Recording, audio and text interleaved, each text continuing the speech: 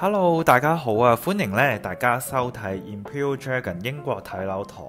咁今日咧就會同大家咧好詳細咁樣講解 Milton Keynes 啦，同埋咧亦都會帶大家咧睇一個好受香港人歡迎嘅 house 嘅 development，就係叫做 MK8 White House Park。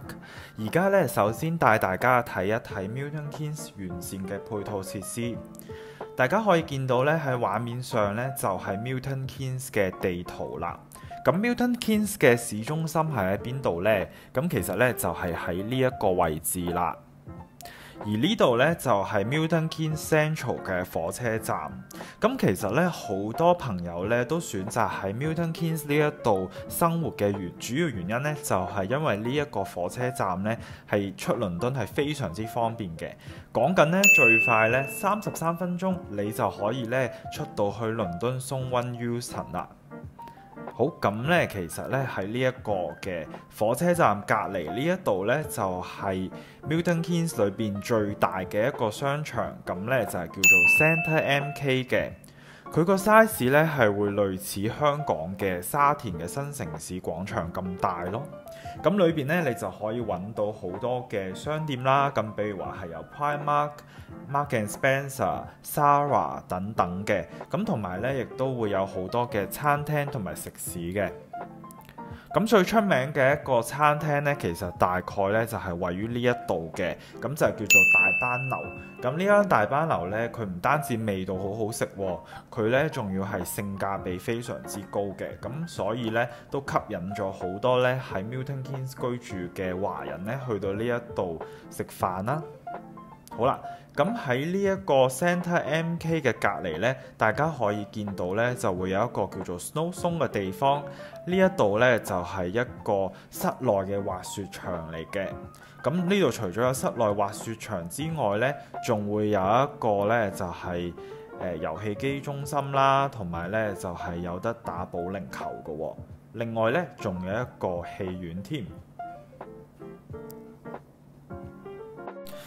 好啦，咁啱先咧就同大家咧講解咗咧喺 Milton Keynes 嘅一啲商場啊，同埋一啲室內嘅設施啦。咁其實咧喺 Milton Keynes 咧，佢嘅綠化咧都係咧做得非常之好嘅。好啦，咁我哋繼續睇住呢幅地圖咧。咁喺 Centre MK 隔離咧，其實咧你已經係可以揾到咧 Milton Keynes 嘅中央公園啦。咁就係叫做 Campbell Park 嘅。咁呢個 Campbell Park 咧就有少少類似係香港嘅維園咁樣嘅概念咯。好啦，咁喺呢個 Campbell Park 隔離呢，就有啲呢更加呢好受小朋友喜愛嘅地方啊。咁比如話呢，就係有呢一個嘅 Theme Park 啦。咁呢個 Theme Park 呢裏邊呢，你係可以揾到比如話係唔同嘅各種各樣嘅機動遊戲啦，比如話係過山車、旋轉木馬、激流等等嘅呢一啲活動嘅喎。好啦，咁喺呢一個 Theme Park 嘅下邊呢，仲有一個 Dinosaur and Farm Park 㗎，亦都係一個好適合小朋友玩嘅地方。咁喺度呢，就會有好多嘅唔同種類嘅恐龍呢，可以俾小朋友去到發掘到嘅喎。咁啊，都係一個幾有趣嘅地方咯。咁除咗咧有呢兩個 theme park 之外咧，咁其實喺呢兩個 theme park 隔離咧就會有一個咧係 Milton Keynes 咧最受歡迎嘅一個湖啊，就叫做 Whillan Lake 啦。咁喺呢個 lake 上邊咧，其實咧你係可以特別而家係夏天啊嘛，咁你就可以玩到好多嘅一啲水上活動啦。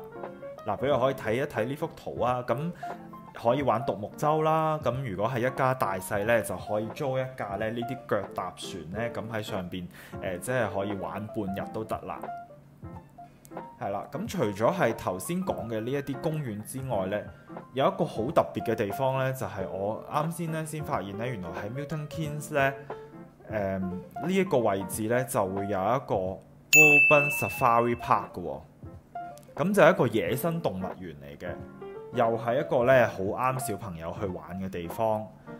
咁咧你可以咧一路揸車入去咧，你就可以見到呢啲咁嘅動物啦。咁比如話係有馬騮啊、長頸鹿啊、斑馬啊、大笨象啊、犀牛啊、老虎啊，甚至連澳洲嚟嘅袋鼠你都可以喺呢一度揾到咯。咁又係咧一個咧假日嘅好去處啊！咁啱先咧就帶大家咧睇咗咧唔同嘅公園啦、theme park 啦，同埋野生動物園啦。咁其實喺 MK 咧仲會有兩個咧好大型嘅 retail park 嘅喎。咁首先咧就係呢一邊呢個 retail park 啦。咁佢個名咧就係叫做 M1 Shopping Park 嘅。咁喺呢個 shopping park 裏邊咧，你可以揾到 IKEA 啦、Asda Superstore 啦。如果你係中意睇一啲球賽嘅話咧，你又可以去呢個 Stadium MK 啦。咁呢邊仲會有一個咧電影院添嘅喎，同埋咧成個 MK 最大嗰一間中超和興超市咧，都係喺呢一邊嘅嚇。我哋可以睇一睇啦，嗱就係呢間好興和興嘅中超啦。咁如果你係平時都係中意自己煮嘢食嘅話咧，又想煮翻一啲中式嘅或者係亞洲嘅嘢食嘅話咧，咁你都可以喺呢一度咧採購一啲食物啦。除咗呢一個 retail park 之外咧，咁我哋咧往東北面行咧，咁喺呢一度咧就係一個 Kingston Centre 啦。咁呢一度咧就會有一個而家咧好 hit 嘅，大家都好中意去買嘢嘅 Costco 啦、Costco Wholesale 啦，同埋咧呢邊咧亦都係會有一個 Tesco Extra 嘅喎。好啦，咁講咗咧咁多關於 Milton Keynes 嘅配套設施咧，咁而家咧就去翻我哋今日咧想同大家介紹嘅就係 MK8 嘅 White House Park 啦。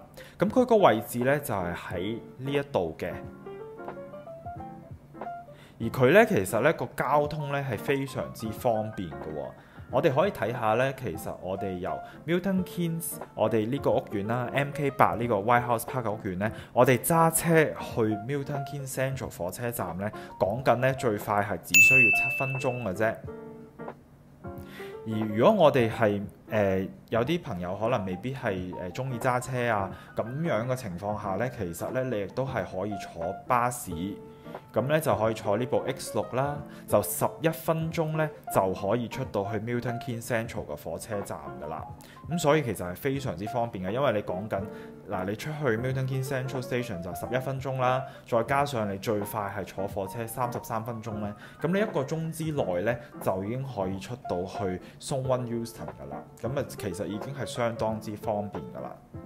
至於你話如果我係想去頭先我哋講嗰個商場嘅話，咁你講緊咧坐呢個 X6 咧，加埋行路嘅時間都係21分鐘，你就可以出到去呢一個商場噶啦。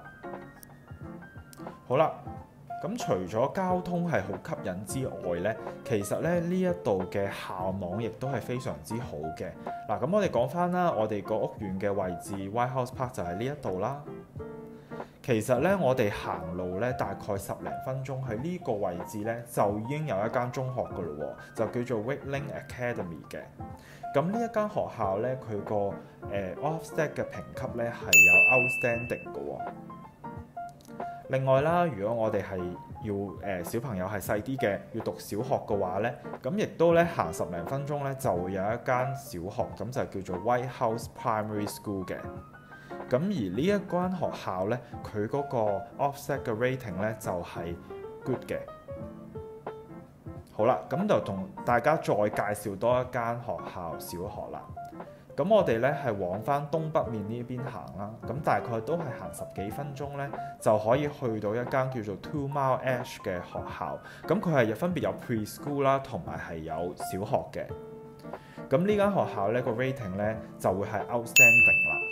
咁所以咧，其實呢邊咧個校網咧，你無論小學定係中學咧，都會有 outstanding 嘅選擇咯。咁啊，其實已經係非常之唔錯噶啦。啱啱咧就同大家講解咗 Milton Keynes 完善嘅配套設施啦，亦都帶大家咧睇咗 MK8 嘅交通同埋佢附近嘅學校。咁而家咧，我哋就嚟睇一睇呢一個項目 White House Park 嘅屋型同埋示範屋啦。咁大家咧可以見到咧喺畫面上邊嘅咧就係 White House Park 而家呢一期咧嘅 Master Plan 啦。咁呢一期一共咧係有提供145間 houses 嘅。而家咧呢一期仲剩翻少量嘅2房同埋3房嘅 houses。好啦，咁事不宜遲，我哋而家即刻咧去參觀一下咧而家正喺度發售緊嘅屋型啦。而家咧就即刻帶大家咧睇一個兩房嘅 house， 咁呢一間咧就係 Plot 124啦，佢個室內面積咧係有685尺嘅，而個售價咧就係355000鎊，預計完工嘅時間咧就係今年嘅6至7月，咁即係咧都差唔多咧就係落成噶啦。而如果咧你係打算買呢間 house 嚟到係貨出租嘅話咧，咁佢個租金咧每個月預計咧係會有1500鎊嘅，而佢個租金回報率咧就係5.1%。好啦，咁而家咧就帶大家睇下呢一個 Plot 124咧喺 Master Plan 嘅位置啦，咁就係呢一度嘅。咁大家可以見到啦，呢個淺綠色嘅部分咧就係佢個花園。佢個朝向呢個花園就係向東南嘅，而喺屋嘅前面啦，呢個位置呢，其實呢係會有2個車位可以俾你泊嘅。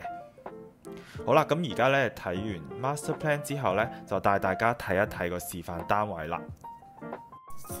而家呢就嚟到呢一間兩房嘅 show house 啦。好，咁首先入到嚟呢，我哋嘅右手邊就係一個廚房，咁係一個緊廚嚟嘅。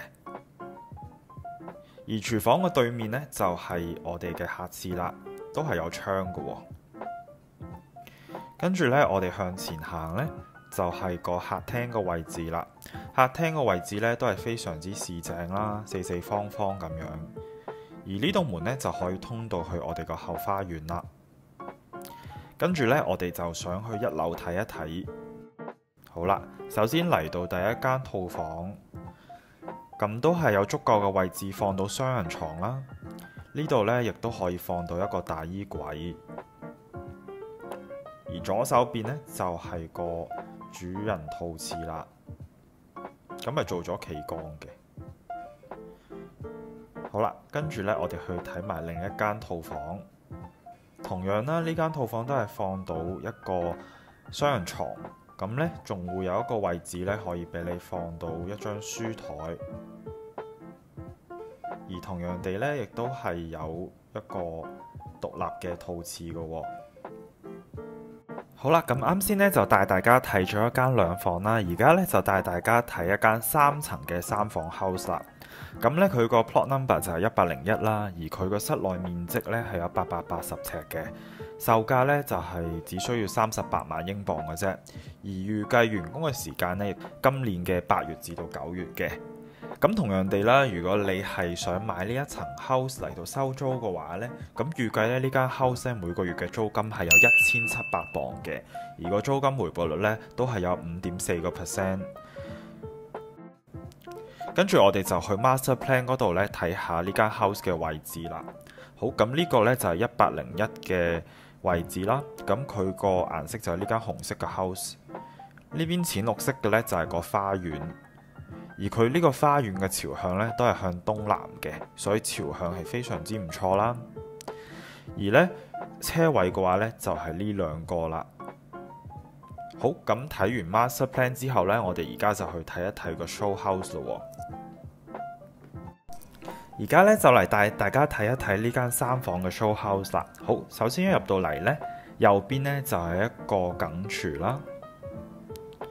跟住我哋嚟到走廊呢，左手邊呢度呢係有個 storage space 嘅，而右邊呢就係一個客廁啦。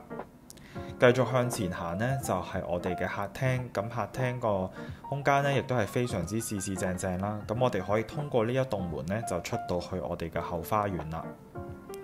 跟住呢，我哋就想去1樓睇一睇。首先我哋嚟到左邊就係第一間客房，面積都相當充足啦，放到一個大嘅雙人床，亦都可以放到床頭櫃嘅。呢一邊呢，就係我哋入場嘅衣櫃啦。好，跟住我哋向前行呢，呢邊就係我哋個客廁啦。咁客廁呢，就係做咗一個浴缸嘅喎。我哋再向前行呢，就係我哋第2間客房啦。好，跟住呢，我哋就上去2樓咯。嚟到2樓呢，就係我哋嘅主人套房啦。咁放到一張大嘅雙人床啦，2個床頭櫃。呢邊呢，仲有位置可以放一張書枱或者梳妝枱嘅。而呢邊亦都預留咗位置呢，係俾你做一個入場嘅衣櫃。好好啦，咁當然啦，呢度呢就係個主人套廁啦。主人套廁呢就係做咗一個企缸嘅。好啦，咁啱先呢就同大家睇咗一個3層嘅3房啦。咁大家如果係比較 prefer 就係2層嘅3房呢，就可以睇一睇呢個 Plot 63啦。咁佢係一個3房半獨立 house 啦，面積呢，室內面積係有864尺嘅，售價呢就係405000。呢間 house 呢就已經完咗工噶啦，可以隨時入住。